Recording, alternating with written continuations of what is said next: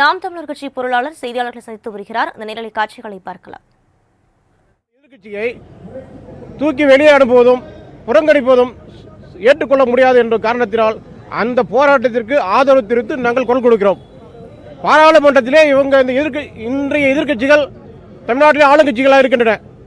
அவர்கள் அங்கு பாராளுமன்றத்தில் கேட்குறாங்க எதிர்கட்சிகளுக்கு வாய்ப்பு கொடுங்கன்னு. ஆனால் இங்கே அதே கட்சி எதிர்கட்சிக்கு அனுமதி கொடுப்பதில்லை. அதை மட்டும் தான் கண்டிக்கிறோம். அதுக்காக எங்களுடைய இந்த போராட்டத்திற்கு முழுமையான ஆதரவை தெரிவித்துக் கொள்கிறோம்.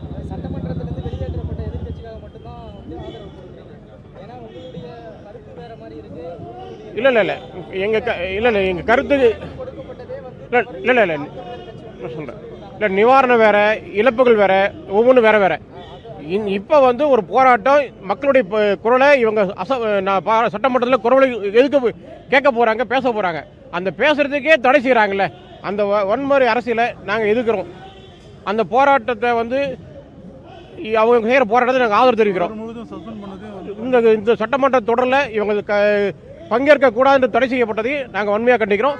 எதிர்க்கட்சிகளின் குரல் மக்களின் குரல், அதே சட்டமன்றத்தில் பதிவு செய்யணும். ஆளுங்கட்சி அதை உணர்ந்து வருங்காலத்தில் சட்ட ஒழுங்கை பாதுகாக்கிறதுக்கு தேவையான நடவடிக்கை எடுக்கணும். நீ ஸ்டாலின் கேட்டுங்க.